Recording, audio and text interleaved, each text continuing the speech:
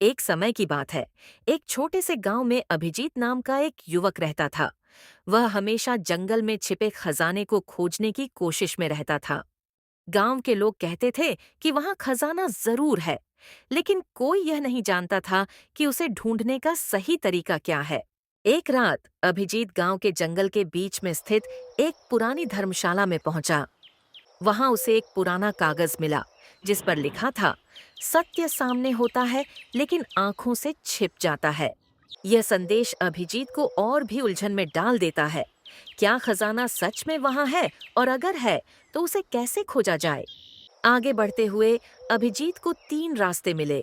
पहला सामान्य सा रास्ता, दूसरा थोड़ा कठिन, और तीसरा दिखने में सबसे अनोखा, मानो वहां कोई रहस्य छिपा हो। अभिजीत ने तीसरा रास्ता चुना। जैसे ही उसने कदम रखा, जंगल के भीतर उसे एक अदृश्य संकेत मिला। इस संकेत के साथ उसे खजाने की झलक दिखाई दी। अभिजीत को लगा कि अब वह खजाना पा ही लेगा, लेकिन तभी एक और संकेत सामने आया, जिसमें लिखा था, सत्य आंखों से छिपा होता है, पर दिल से पाया जाता है। आखिरकार वह खजाने के करीब पहुंचता है, लेकिन खजाना नहीं मिलता। तब उसे एहसास होता है कि असली खजाना उसकी आत्मा की ताकत और उसके अंदर की सच्चाई है। खजाना वह नहीं था जिसे वह बाहर खोज रहा था, बल्कि वह साहस और सत्य था जो उसने अपने भीतर पाया।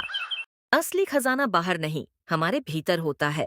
I know gold is not enough.